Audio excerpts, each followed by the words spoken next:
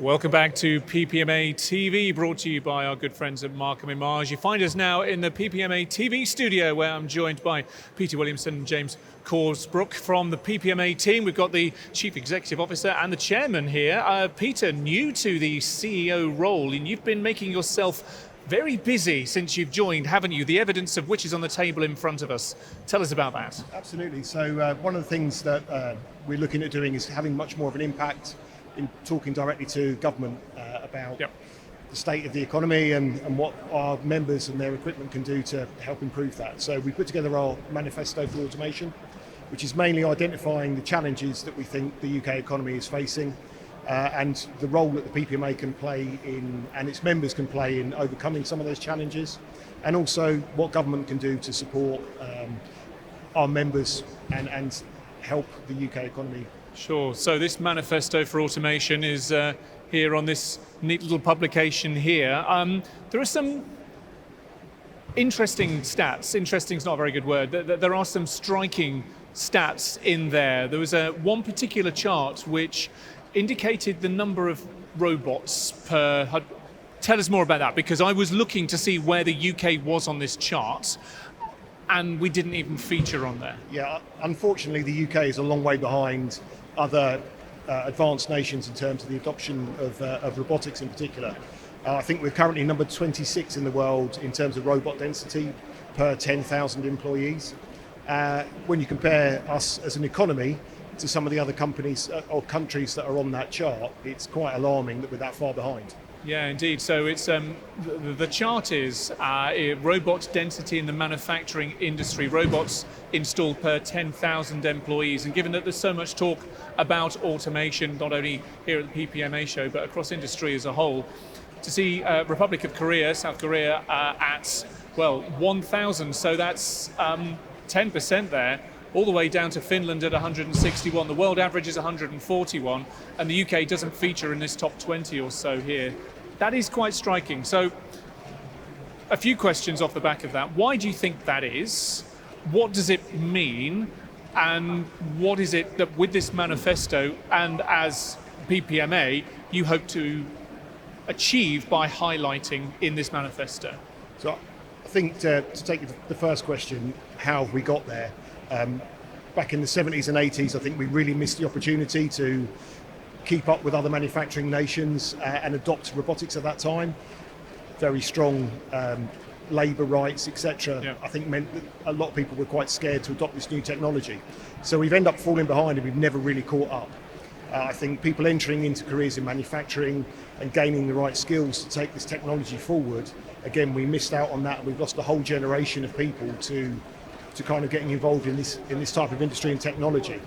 So where it leaves us is we've got a lot of people that are coming close to retirement and they're taking their skills with them, and we don't have the skills and we don't have the resources to plug those gaps. Yeah. And one of the big things that we really want to achieve with this manifesto is to get government to focus on providing skills and opportunities for people to get into these industries and allow us to have automation and the skills required to develop that automation essential to a manufacturing policy for the UK. It's very much about plugging that skills gap, James. Yeah, it's a very simple join the dots process, actually. I mean, we need to really be the biggest shouting voice we can on the promotion of what I would call accessible automation. So that's everything from robotics to even 2-metre bit of conveyor. We need to make sure that we're joining the next dot on how we get the next generation of technical person through. And look, the facts are that there's good apprenticeships in this country, good degrees in this country. We have T levels now sitting kind of with A levels and apprenticeships, that's there. And then there's a whole existing workforce that can be upskilled, whether it be at member company or at the end user. So the need to automate is high. The process isn't that hard. We just have to join the dots.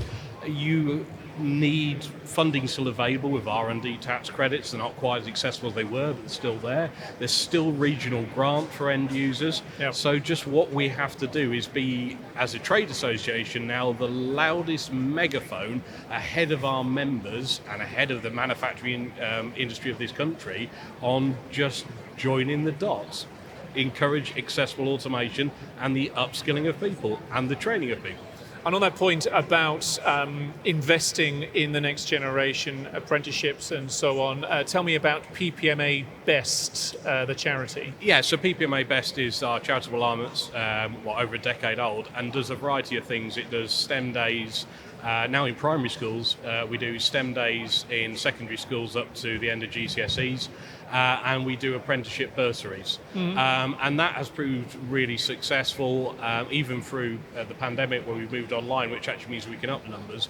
We have just increased their funding, I think roughly about tenfold, so we can take it to the next level. And what that will be, we'll be doing more of the same, including trying to get more apprentices on our members' books and supporting that. There's a whole raft of now promotion about why you should be in STEM, why choose STEM over finance or business or something like that. Peter, I'll just come back to you before we start talking about the show more generally this year. But Peter, one of the challenges at the moment that members within your industry, I'm sure, are facing, as well as many other sectors in the UK, challenging headwinds, I think we get called, with the interest rates, inflation having done what they've been doing, hopefully leveling off now. As we start to look forward to the next 12, 18, 24 months or so, we also potentially face a change in government, who knows. But there's a lot of uncertainties, and economic uncertainty, as well as other areas of uncertainty, make it very difficult to make those medium to longer term decisions, those medium to longer term investments. So speaking with your members and maybe speaking with the government, say they were watching right now, what would you impress upon them to get them to make bold decisions, strong decisions that benefit your members, that benefit UK PLC at the moment, despite these challenging times ahead? I think at the moment, with so much emphasis on the lack of labour that we have within not just our industry but industries across the UK, crops rotting in the field because people aren't there to pick them. Yep. We can't afford to not invest at the moment, because if we don't do it now, the opportunity will have passed us by. We're already behind a lot of other advanced manufacturing nations. We can't afford to fall further behind. So we have to adopt and be aggressive in our adoption of automation to make sure that we plug these gaps, that we maintain efficiency, that we maintain our ability to output and generate wealth. If we don't do these things now, we're going to fall even further behind, and it's just a risk we can't take as a nation. James, in terms of the conversations moving to where we are here for 3 days, once again in Birmingham for the PPMA Show 2023, in terms of the conversations you're having with members, with visitors, with partners here, are these themes in terms of lack of skills, in terms of investment in automation, are they coming to the fore in your conversation so far? Yeah, and look, Peter's manifesto is really what we do for 3 days here for 52 weeks. It's so our members are giving thousands of end users the opportunity to touch and feel the appropriate level of automation for their industry, and they're having the conversations about how they can upskill, how they can recruit. So our members desperately want a system where they can find people, upskill them, train them, which is coherent. And as I say, all the component parts are there. It's about joining together, and maybe that's what we've got to do a bit more of.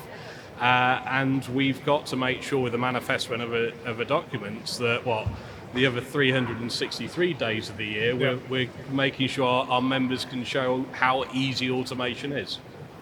And Peter, in terms of that dialogue with your members, new to the CEO role here, but certainly not new to the PPMA, what would you say to members who may be watching right now who feel as though they want to engage with you even more, want to feed back on programs like the Manifesto for Automation and maybe be involved in other initiatives that you have going forward?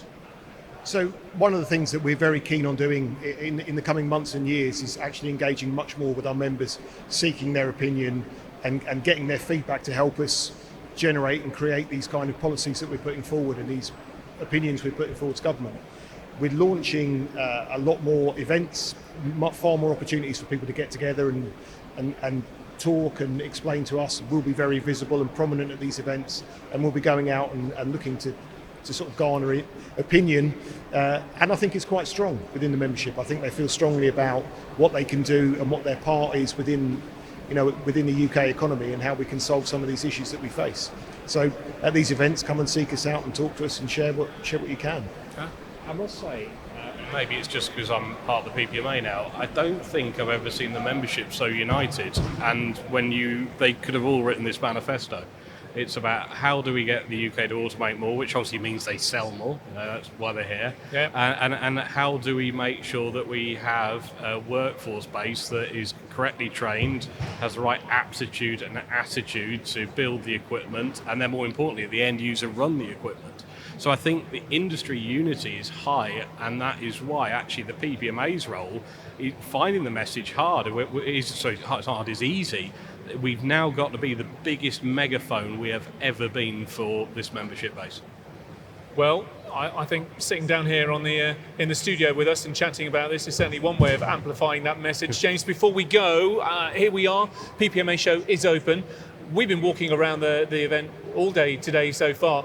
The floors have looked pretty busy to me, and that's certainly the feedback I've received from the exhibitors that I've spoken with. What have you made of PPMA so far this year? It's amazing, isn't it? But I'm always going to say that. No, footfall looks brilliant. And it looks like we've got a good number of people through, and it stayed busy all day. We don't seem to have any gaps. Where the promotion we're doing, hopefully means that we get the same result next couple of days. But what I'd say is, filling the car parks, filling the floors, that's the easy bit. What we've really got to make sure, and we really look as a metric now, is making sure that this actually generates orders. This isn't a tire kicking conference. And the last couple of years since the pandemic, the feedback we've had, and we monitor now like 6-9 months after the event. Yeah. The feedback we got about the level of orders that are coming out of this show now is great, and I really hope that the higher footfall today means that we're on again, that this is actually going to be millions, if not tens of millions of ordered equipment, services, components over the next 6-9 months for our membership. Good for business. And gentlemen, it's been good to chat. Thank you very much for coming into the studio today, sharing your manifesto and sharing your hopes and aspirations for your members and indeed for the UK as a whole. James, Peter, speak to you again soon. Thank you. Thank you.